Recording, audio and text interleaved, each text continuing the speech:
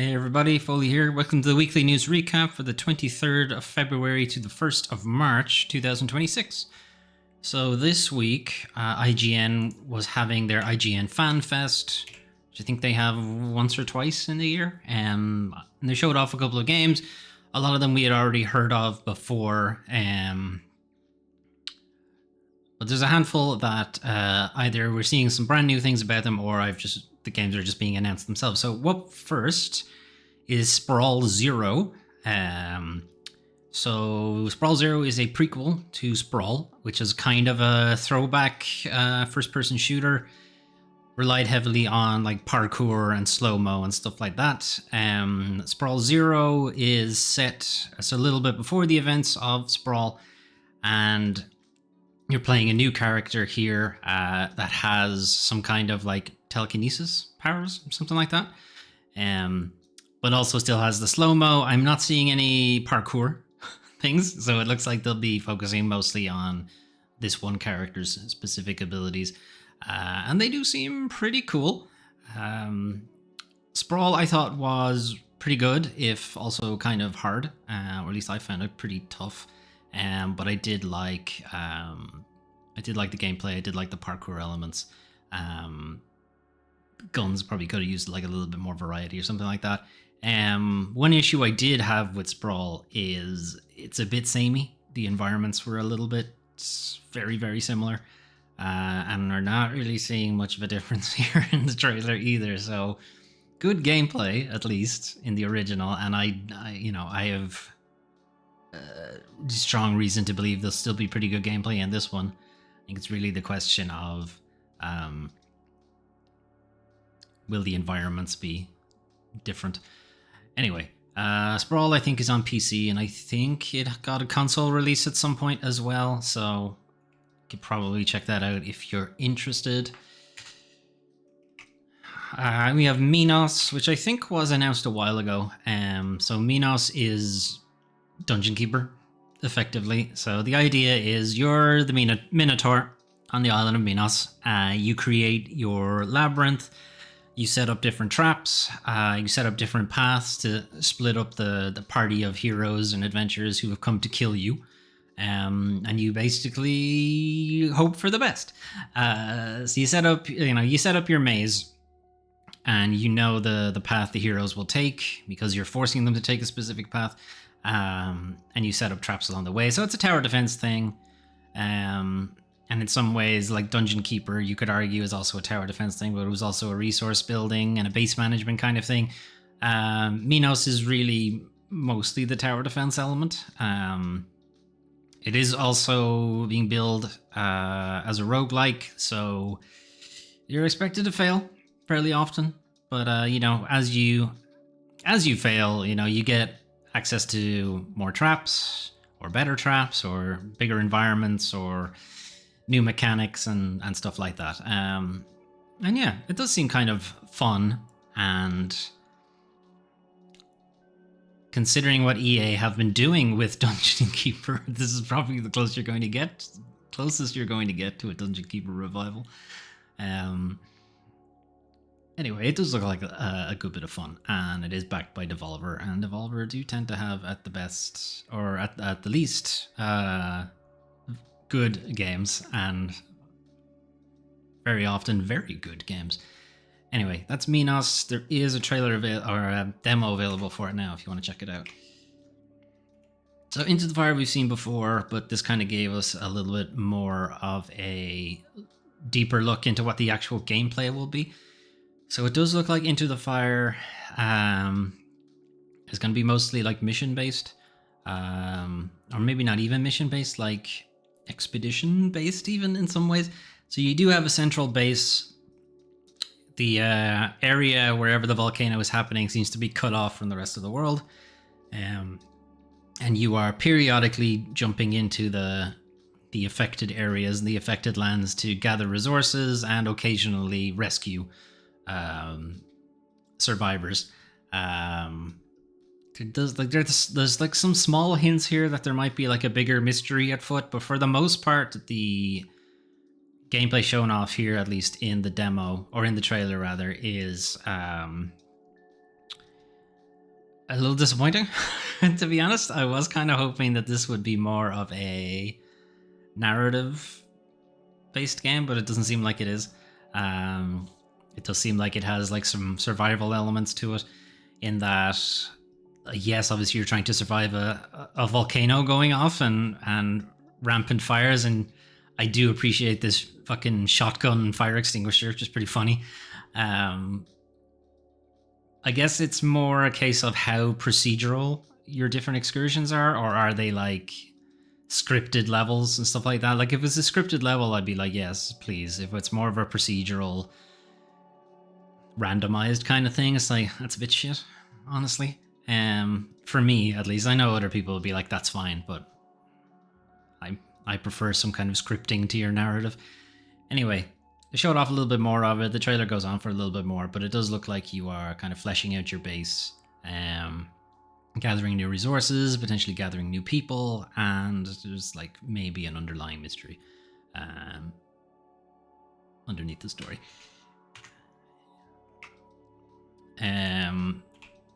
So is it Red Octane? Yeah, Red Octane, maybe last year, maybe the year before, announced that they were working on a Rock Band Guitar Hero kind of revival thing. And this is basically them announcing the platform. It's going to be called Stage Tour, and it does look like it is focusing mostly on just the guitar thing. It doesn't look like they're doing the full Rock Band element, or at least if they are, they're not showing off the other peripherals you would need to do Rock Band. As a reminder for Rock Band, not only did it have the guitar, but it also came with a drum set and a microphone, so you could do like the full Rock Band deal. And it looks like at least that they're probably just going to do the guitar, and it makes sense because this isn't exactly, they don't have the backing of something like Activision, which made Guitar Hero, and I think they also did Rock Band. It's going to be pretty low budget. It's an indie thing, indie developer. I imagine the vast majority of their budget is going to go into making those guitars. How many of those will actually be available? Doubtful that they'll be able to do like a full run on, different game shops and different, getting them stocked in Best Buys and stuff like that. Like they just don't have that kind of money. So I wonder if it'll be like a limited edition, special edition kind of thing to get the actual peripheral. And then otherwise you'll just play it on keyboard and mouse or controller or what have you.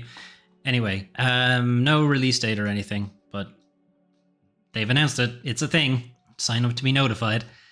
And then last thing, so Samson, the Tindleston story, we had a very brief look at this end of last year. This is by Liquid Swords, who are former CD Projekt Red developers, mostly on The Witcher. And it does look like this is kind of a throwback to almost Driver in some ways. Or Max Payne, maybe in some other ways. Now, having said that, there's no actual gun combat, I think, in the whole game. So it does look like it's going to be a kind of mix between a brawler and a driving game. I'm not seeing like a big open world or anything like that, so it's probably level based, or maybe it's like a small city you drive around in. So don't expect like fucking Grand Theft Auto or Sleeping Dogs or something like that, because I don't think that's what they're going for. But it does have a release date, 8th of April. It's out pretty soon, considering it was only announced the end of last year. So it's quite a fast turnaround, which probably suggests it's maybe a bit of a smaller game, which is not a problem, because if that means we get more games more often and not have to wait 6 years for them then to cancel a game, like, sure, that works out. Anyway, outside of IGN's Fan Fest, it was the Pokemon 30th anniversary this week, and they announced some new games. So it's Pokemon Winds and Pokemon Waters, or Pokemon Winds and Waters if you prefer. So these are going to be Nintendo Switch 2 exclusives from the looks of things. I'm actually going to skip ahead a little bit here in the trailer, because this first trailer, while fun, because it goes back over like all of the Pokemon games effectively up until this point, it's not talking about the actual game. So we're going to skip ahead, and we meet Pikachu's parents I guess. I'm not sure what's going on here. Anyway, so Winds and Waters looks very pretty. Certainly a big step up from whatever the last Pokemon game was. Unlikely this would have ran on the regular Switch, or if it did, it would have been, very shit frame rate. Yeah, looks good. I don't know what else to say about it. It's certainly got a lot better than what we've seen from Game Freak before. Could they do better? Probably. But, we'll see when the actual game itself comes out. I think they introduced the starters here at some point. Yes, the 3 starters. And just kind of interesting because they're it's Rowlet again, and then Sobel again, and then another fire dog. How many fire dogs do we have at this point? I mean, Pombon is like, yeah, I will die for Pombon because they're insanely cute, and I love Rowlet. So Bront, Brout, what's his name? Brout, yeah, because he's like a sprout, I guess, is what they're going for. Yes, but also pretty sure we've had these starters before. Fennekin, I think, was one of the. Is it also a fire dog starter? Anyway, it's fine. They're cute, and we'll see what comes of it. It's out next year, I think, 2027. I think it says it at the end of the trailer. I don't want to skip because we're close to the end. 2027, yes.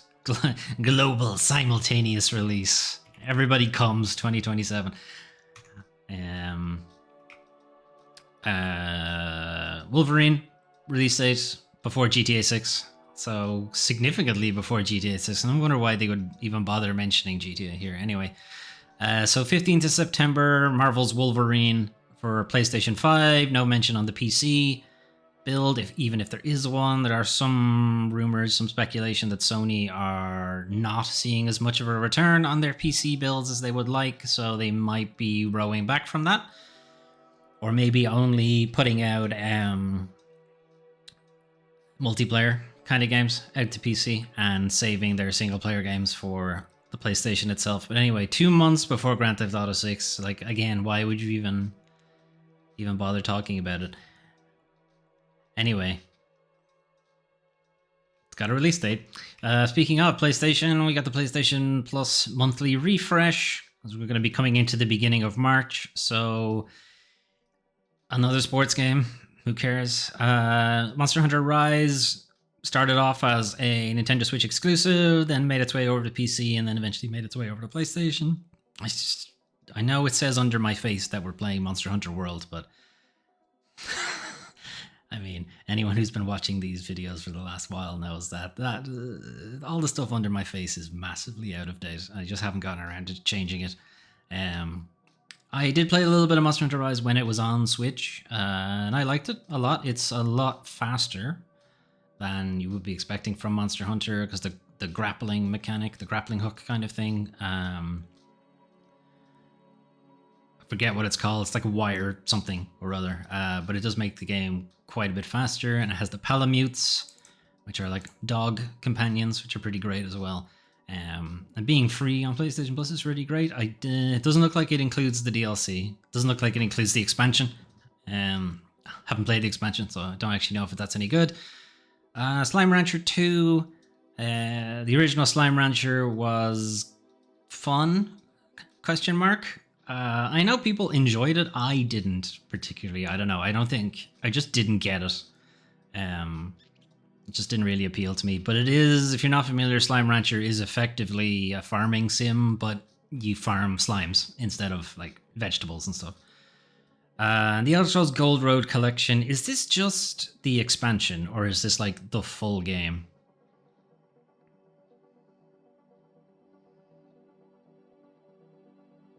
Grants instant access to all major chapter zones, biomes. Like, okay, so it is. It's the full thing. And I think Gold Road is like the latest expansion. There might be one more. I think there might be one coming soon, but I don't think it's actually out yet. So this would get you ready, I guess, for the next expansion, but obviously you would have to pay for that one. Not clear if this is a subscription-based game. think it is. Instant access to all these things, but it doesn't mention if there's like a subscription on top of that or not. I think there is. It costs 10 real. 2025 content pass not included. Don't know what that is. Anyway, might be something to look up. And that seems to be it. Over on the Epic Games Store, there were 2 new games for free. You need an Epic Games account, which is free. Anyway, so My Night Job is effectively Zombies Ate My Neighbors, but side-scrolling. It is effectively the same kind of thing. Lots of monsters, you're trying to rescue people, and there's a variety of different weapons and shenanigans going on. It looks like a Flash game. Anyway, also there's Boxes, Lost Fragments, which I think is the sequel to the original Boxes. Boxes is effectively like an escape room, or an escape box, a puzzle box. And I kind of feel, yes, you're getting it for free here, but I do kind of feel that it plays better on a mobile device, because like you're tapping things and sliding and swirling them, and I feel like it just feels better. Really, it plays better in a VR situation, but I'm not sure there is a VR version of it. But the closest you'll get to it is like a touchscreen. But I mean, it's free on PC instead if you'd rather do it that way. Anyway, those are some of the games you can play soon. What if you want to play something right now? You can play Resident Evil Requiem, and if the concurrent user numbers are any account, you're likely already playing this. I have not got around to it yet. I would like to catch up on our Foley Plays Resident Evil series before I jump into Requiem, but that could be a very long time, and I am trying to avoid spoilers, and I feel like I won't avoid spoilers if I wait too long, so we might end up jumping ahead just so I don't get spoiled, I suppose. Anyway, from reviews I've seen, it's being received really well. The swapping characters seems to actually work out really well. You have Grace, who's like a more not as capable character. A lot of her scenarios and scenes and chapters are like very horror, very scary. You know, a lot of the monsters are a real threat to you. And then Leon's scenario is Leon's a fucking superhero and is just... It's basically taking out the parts of Resident Evil that are very silly. Like Leon suplexing guys and like crazy motorbike chase scenes and these kind of things. And Grace's is a little bit more original Resident Evil, spooky, scary, one monster might kill you easily kind of thing. And it seems to kind of... It's well paced in that as you're getting, you know, maybe the tension is ratcheting up a bit too much for Grace, you swap over to Leon, you get a bit of catharsis of just kicking the shit out of some of these enemies who've been causing you problems, and you go back to Grace and this kind of thing. Anyway, I don't want to look into it any further than that because it sounds like spoilers, but I'm glad it is getting a good reception. Unfortunately, though, speaking of not getting a good reception, it is time to talk about the worst part of video games, the video game industry. So last week, we heard that Sony are planning to shutter Blue Point Games, and there was speculation on, you know, what the fuck have Blue Point been working on? You know, they made the Demon Souls remake, and yes, some fans of it had like some little nitpicks about it, but for overall, it was pretty good. It's a pretty good remake. It's a pretty well-received game. They did the Shadow of the Colossus remake, also really well-received, also really good. And a Bloodborne remake, if there was going to be one, they sure seemed like if any studio was going to do it, it would have been them, but it never happened. So Jason Schreier from Bloomberg had a kind of a behind-the-scenes interview with the Blue Point people to kind of figure out why a Bloodborne remake never happened, and it seems that From Software themselves just weren't up for it. So Bloodborne remake reportedly shot down by From Software as Blue Point Games scrambled for ideas. So PlayStation's fans have begged for a remake for Bloodborne. PlayStation Studio behind the excellently received Demon Souls remake seemed like the obvious candidate, and the team actually did pitch a Bloodborne remake, but apparently From Software rejected the idea. In 2025, they were working on a God of War multiplayer live service thingy-majig, but that was cancelled. And at that point, they said, hey, why don't we go do this Bloodborne remake then that everyone says we're working on anyway. Why don't we go ahead and do it? And it turns out From Software were the people who are like, no. Bluepoint also talked about a couple of other things. They pitched a Ghost of Tsushima spin-off. Sony didn't greenlight it, and now we know the studio is being shut down. There was no reason necessarily given for why From Software weren't okay with it. We can roll it back to a interview that Shuhei Yoshida, Yosp, previously head of PlayStation and then PlayStation Worldwide Studios at one point, was talking about Miyazaki and how he had talked to him about it, and if and or when a Bloodborne remake would ever get made. And he said, I remember Miyazaki really, really loved Bloodborne, what he created, and so I think he is interested, but he's so successful and he's so busy, so he cannot do it himself, and he doesn't want anyone else to touch it, so that's my theory, and the PlayStation team respects his wish. So that's kind of the running theory is. It's not necessarily that From Software shot it down, more that Miyazaki wants to work on it himself. And right now doesn't have time for it, because I imagine he's busy with Elden Ring 2, or whatever the Dusk Bloods comes out as. I mean, I imagine he has probably got some other game they're working on as well. So yeah, Bloodborne remake probably not happening while From Software are still. It does look like it's going to be. So there was always a joke that a Final Fantasy VII remake was Square Enix's like break glass in case of emergency kind of thing. You know, we're suddenly losing a lot of money. Okay, let's do it. Break the glass and let's do a Final Fantasy VII remake. And it might be that like a Bloodborne remake is a From Software's break glass in case of emergency. Like the frustrating thing here is that one, you're losing a studio that had proved they could make some really good games. Yes, remakes of some games, fine. But the ability to like put out a game, two very, very well-received games, and more, like Shadow of the Colossus and Demon's Souls are the ones everyone points to. At Bluepoint, we're working on plenty of other games before that, and support games on some other things. But it's having what's considered one of the best games of all time in some cases, but certainly of the last generation, and having that effectively locked to PlayStation 4. It's not great. You know, it should be opened up to, like, at the very least, PC port, like, minimum, even if we still kept the same frame rate. I mean, I do think they should change that.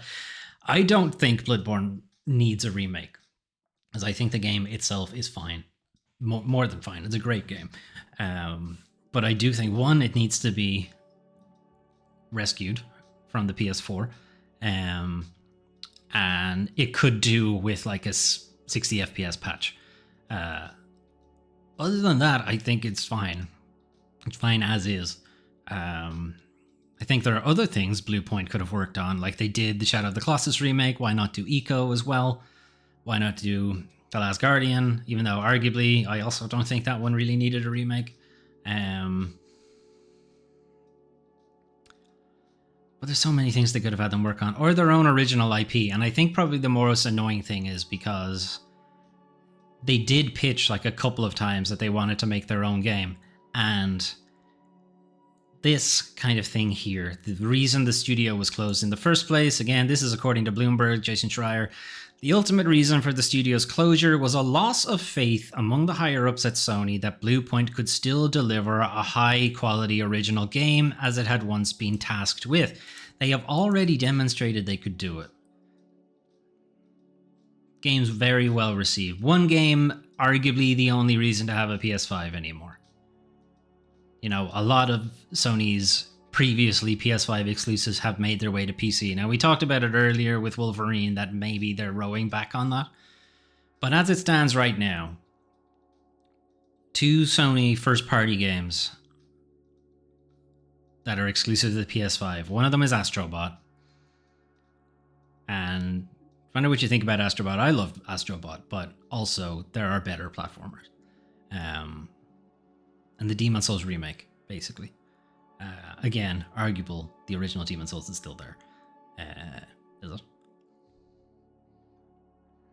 No, I think it's emulated. So even then, if you ever wanted to play Demon's Souls, maybe the beginning of the Souls type games, it's not, but I think most people will point to Demon's Souls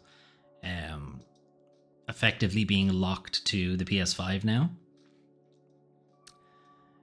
It's just that studio was responsible for effectively one of two games being the only reason to really own a PS5 anymore.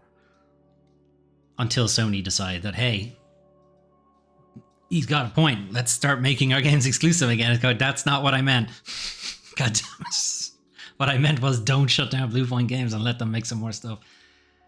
Anyway, Valve is being sued by New York State over loot boxes, so stop me if you've heard this one before. And I imagine they'll get out of it the same way they always get out of it, which is there's no way to cash out and the items you get aren't actually worth any real money, etc., etc. And the third market, we just won't talk about, I suppose. Anyway, so New York Attorney General Letitia James is suing Valve, claiming that its loot box system constitutes gambling. Gambling is illegal in New York, therefore what you're doing is illegal. That's kind of the way they're going about it. Illegal gambling can be harmful and lead to serious addiction problems, especially for our young people. Valve has made billions of dollars by letting children and adults alike illegally gamble for the chance to win valuable virtual prizes. These features are addictive, harmful, and illegal, and my office is suing to stop Valve's illegal conduct and protect New Yorkers. So this isn't the first time Letitia James has taken some targeting against gambling inside New York. She's also going against like the prediction market shit, like Kalshi, and she's highlighting some things that have been pointed out about the kind of loot box kind of shit. With like kids taking their parents' credit cards and that kind of thing. The lawsuit aims to permanently stop Valve from promoting gambling features in its games, to require Valve to disgorge. Don't think that's a word. I assume they meant disgorge all ill-gotten gains, and to impose fines for violating New York's laws. So, on the surface, sure. Now, the argument that you could make here is letting children illegally gamble for the chance to win valuable virtual prizes. So the one side of the argument is, yeah, children shouldn't be gambling, and adults really shouldn't be gambling either, and it's also illegal in the state, yada yada. The other side of it is the game they're singling out is Counter-Strike. Counter-Strike is a mature rated game, which means children shouldn't be playing it in the first place. And valuable virtual prizes, again, this is kind of how a lot of the companies get out of this gambling thing, which is the actual prizes, digital assets, whatever, aren't actually worth anything. You know, it's the players and the third-party market that attribute value to them. But Valve itself does not attribute any value to them. And there's no way to cash out on them. It's not like you can sell one of your skins back to Valve and get actual cash back out of it. So again, that's usually the way they get around it. Now, I'd argue that's bullshit. They're aware that the third-party market exists, and if there's no value attributed to them, then why are you taking money in for them either as well? But it's these kind of nuances and technicalities and this kind of thing that will probably lead this lawsuit to not really go anywhere. I don't imagine it will. Other places that have tried the same thing have fallen down on the same problem, which is they're singling out the one company, whereas they should be targeting the entire industry around this kind of thing. Like, Valve are by no means the worst. You should be going after 2K. You should be going after EA. You should be going after some of the other ones. Going after Valve, they make a lot of money, and they have a lot of money, and they're obviously like de facto PC gaming monopoly in some ways. Now, it's not pointed out in this article about having read the full complaint, the full thing. She then goes in to say that video games are responsible for gun violence and gun death, which effectively completely undercuts her entire argument, because there is no evidence for that, has never been evidence for that, and anyone who has ever brought it up has been summarily dismissed. It's also had people kind of accuse them of saying that this whole loot box thing is just a Trojan horse to start having them ban violent video games. So yeah, it's kind of hard to be on the side here when it does look like you're being, at best, ignorant of the industry. I mean, I do agree that there should be some kind of much harder regulations around loot boxes. And I would also say they need to go away completely. But I think the gambling angle is probably not going to work because, again, Counter-Strike is... Sorry. The children targeting thing, Counter-Strike is a mature rated game, and I think Dota is teen at best. Or at least, I think it might also be mature. And again, Valve don't attribute any value to them. They say it's not worth any money. So there's no ability to cash it out. The only way you can cash it out is through a third-party thing. And Valve don't control that, even though they could make it worse.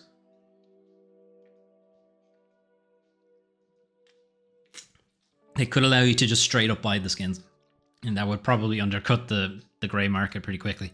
Anyway, moving on. So Netflix's $82.7 billion deal to buy Warner has been dramatically gazumped. Great use of gazumped by Paramount to the tune of $111 billion. Billion. Just these kinds of numbers are just insane. Anyway, and a reminder, because we're not really going to get to an Xbox story this week, but like that's almost as much as they paid for just Activision by itself. And they wanted to buy like the entirety of Warner Brothers.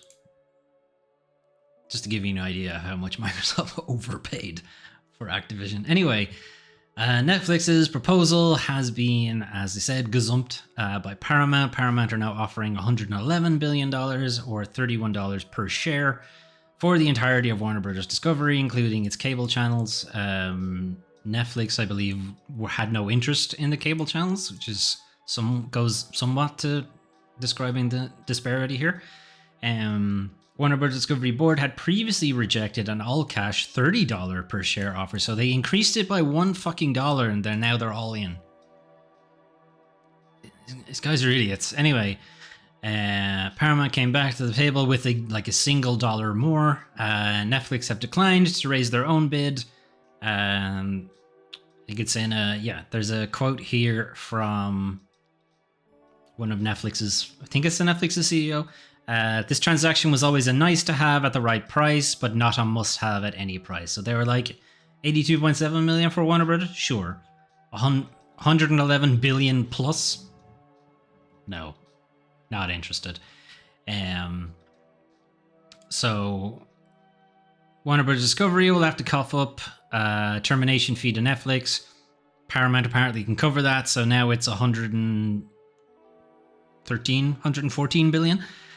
That they'll cover it, in addition to offering a $7 billion breakup fee in the event the acquisition doesn't go. So now it's $120 billion, I guess. Okay, so why are we talking about this? What has this got to do with video games?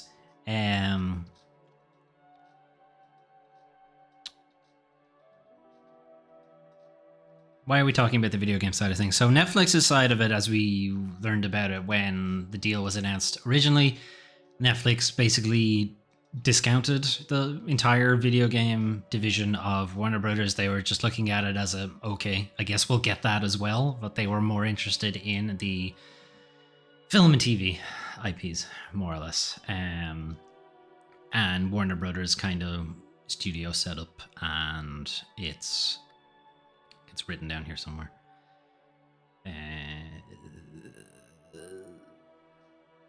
So yeah, this is the kind of legacy media kind of thing that that Netflix don't really have.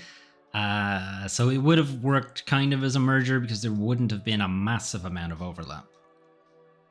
Not as much anyway. But Paramount and Warner Brothers are effectively the same kind of company. So there's going to be significant amount of overlap between the two of those companies, which means shit ton of layoffs on the way. As said here in the article, it's less clear how Warner's already much reduced gaming division will be impacted. Yeah, we don't really know. Netflix at least had some kind of gaming background. Wasn't great. A lot of the studios they bought, they then shut down or sold off and never really came out with their own game. And a lot of their games that they do put out now are just kind of party style games. So it was never really clear exactly how Netflix were going to handle it, but Paramount don't even have that level. And if Netflix themselves were already like, yeah, we had already more or less weren't even counting the video game division, I find it unlikely Paramount are either. And of course, Paramount are, Ellison shitheads. So I don't really like the idea of, Mortal Kombat and Batman, Superman, all this kind of things being under this umbrella. But considering who's in charge in the US these days and that they are prominent supporters and have flaunted this connection to make it so that it's likely that this merger will go ahead, I don't exactly have high hopes for the video game division of Warner Bros. Not that I did, really, but maybe even less. Lower hopes, deeper hopes. Speaking of not high hopes, Hell Is Us and Styx publisher Nakon files for insolvency. So you may know Nakon better as a peripheral manufacturer because they make third-party controllers and headsets and things like that. But they also made some games occasionally. Anyway, they're filing for insolvency before the Commercial Court of Lille Métropole because I think they're French. The French company, yeah, that worked out. They intend to commence judicial reorganization proceedings so it continue operating renegotiated debts and table a credible and effective continuation plan. Wow, it's doing something responsible as a company. Incredible. It's just so rare to hear about that in industry bullshit. Anyway, why are they filing for insolvency? There's been some kind of shenanigans in their banking pool. A late refusal by its banking pool has meant that they are unable to repay a bond loan from earlier this month. So they're basically saying we'd like the court to step in and help us reorganize our debt so that we can keep the lights on, keep people paid, and continue in business. So the aim of this procedure is to assess all possible solutions to ensure the sustainability of the company's activity under the best possible conditions, protect employees, and preserve jobs. I mean, it's just incredibly rare to hear any of this. Whether this will happen or not, we don't know. But how often have you just heard, okay, we're just going to fire everybody instead? Anyway, Nakon said it informed employees, so they were only told like a day ago before this story came out. Anyway, the hearing is expected some stage in early March. Next couple of weeks, we might hear what kind of court-approved reorganization. Unlike Ubisoft's, very much not court-approved. They just fucking did it anyway. Anyway, moving on. Speaking of fucking doing it anyway, segue doesn't really work. Anyway, Amazon Game Studios ends publishing agreement with Maverick Games. This is yet another game that Amazon are, at least they're not cancelling it this time. They're just walking away from the publishing agreement that they agreed to in 2024, which wasn't even that long ago. Anyway, Amazon wants to focus on projects that leverage Amazon's unique strengths and scale, whatever those are. Making people work themselves to death and piss in bottles, and I guess Amazon said the decision allows Maverick the flexibility. I love this. Oh no, this is a good decision. It's good that we've pulled publishing from under your feet. Yep, totally. You'll thank us, actually. This decision allows Maverick the flexibility to find a publishing partner whose strategic priorities are better aligned with bringing their game to market. So Amazon's priorities were not aligned with bringing the game to market. That sounds good. Why did you enter into this agreement then in May of 2024?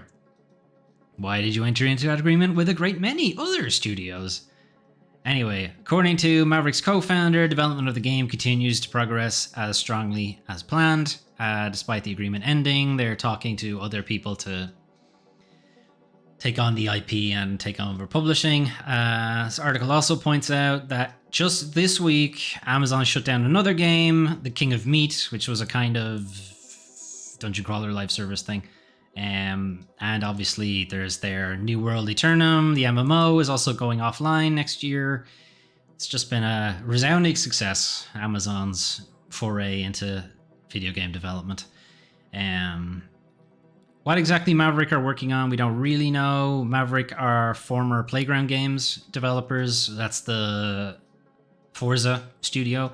So the assumption was a racing game, and this picture, has a rear view mirror. Like, the assumption that it's probably also a racing game, but we've not seen what they're working on, so we don't know. Anyway, so I did say we weren't going to get to talk about the Xbox stories. That's because this article's kind of long, and I'm very tired and have a headache. Anyway, this kind of goes over the Xbox, big shakeup with Phil Spencer resigning. Or it's not resigning, retiring. Sarah Bond resigning, and the new CEO, whose name escapes me somewhere, I'm sure any second now, it's gonna leap out at me. Asha Sharma, there it is. Okay, anyway, so it's going into kind of the fuck's going on, kind of this article kind of talking about how, Phil Spencer's retiring, but you would think somebody who had been effectively the mascot for Xbox in some ways would have gotten a better send-off if Microsoft really cared about Xbox, and he didn't.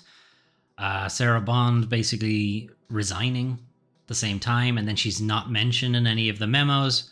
Matt Booty doesn't talk about her, even though he'd worked with her for however many years, does talk about Phil Spencer. And then also Sarah Bond's leaving memo doesn't talk about Matt Booty, so there might be some weirdness going on there. Previous big CEOs who've retired did get a kind of send-off, even though some of them didn't deserve it. Jim Ryan. And it's kind of weird that they didn't give one for Phil Spencer, and it's also kind of weird because he's hanging around for like another 6 months, but not as CEO. It's like, what position does he actually have? Don't know. It's kind of thing about Sarah Bond, how the whole Xbox Anywhere thing has been attributed to her, and they're basically just laying all of that at her feet or on her shoulders, and now that she's leaving the company, they don't have to talk about it anymore, which is obviously not, like, it's clearly not true. Maybe she might have been the cheerleader for it, but like, Phil Spencer was CEO. He could have at any time stepped in if he didn't think it was a good idea. And the idea that this was like a grassroots kind of thing that came up from the studio and it was a Sarah Bond led initiative, no, come on. We already knew about the aggressive growth targets, the profit margin thing after they bought Activision for $70 billion, and Microsoft wanted to see a return. Like, clearly this was something that was foisted upon Xbox rather than coming from Xbox deliberately.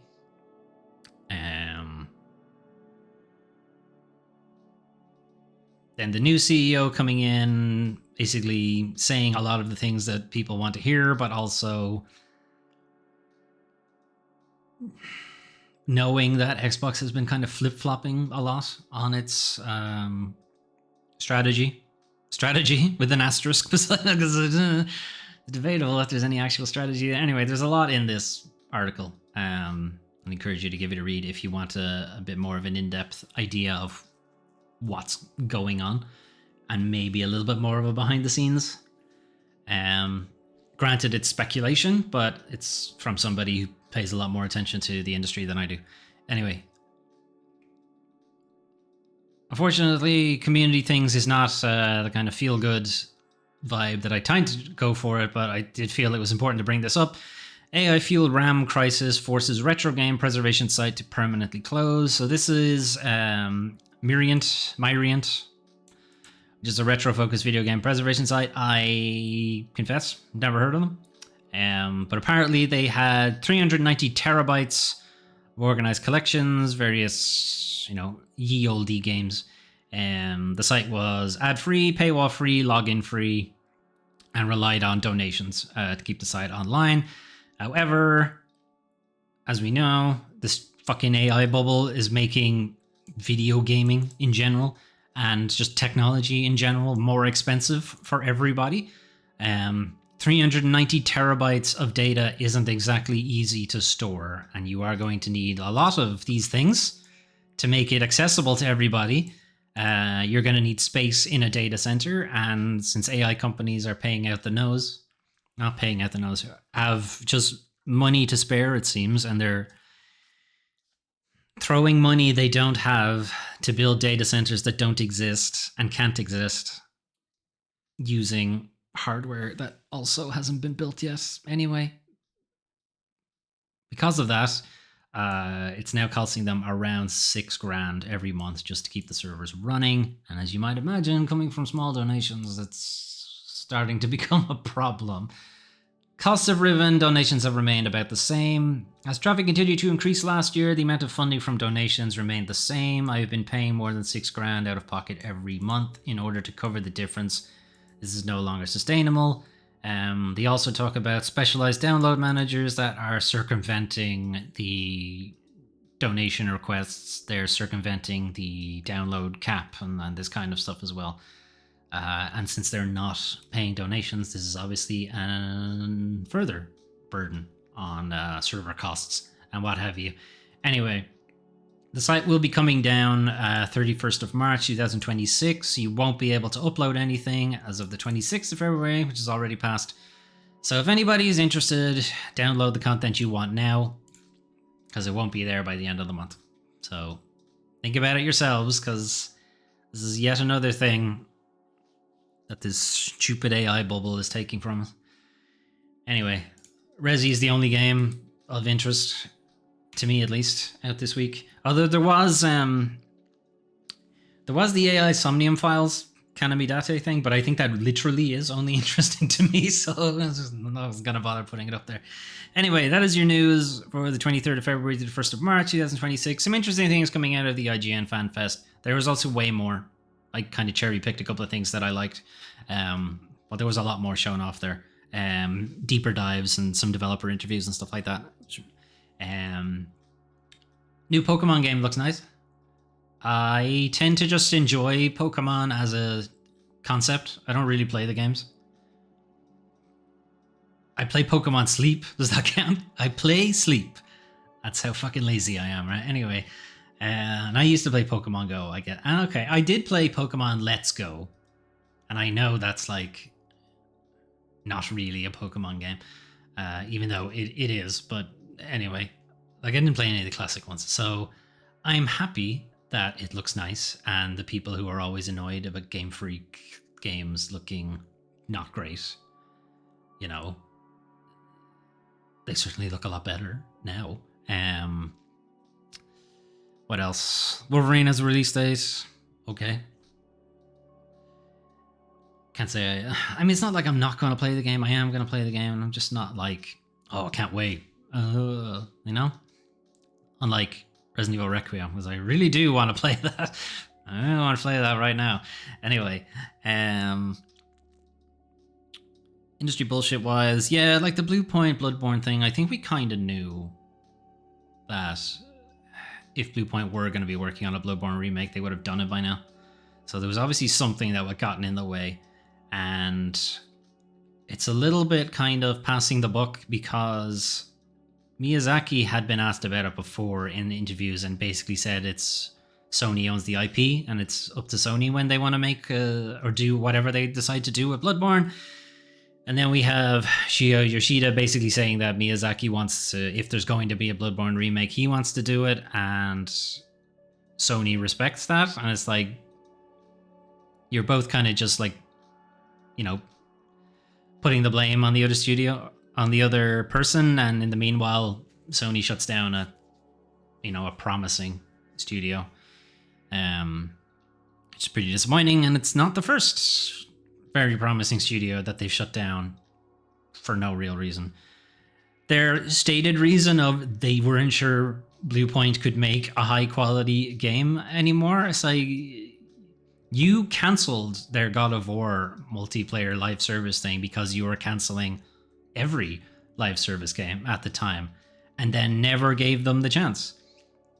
You bought them after the Demon's Souls remake and then immediately put them to work on a live service piece of shit. It's extremely disappointing.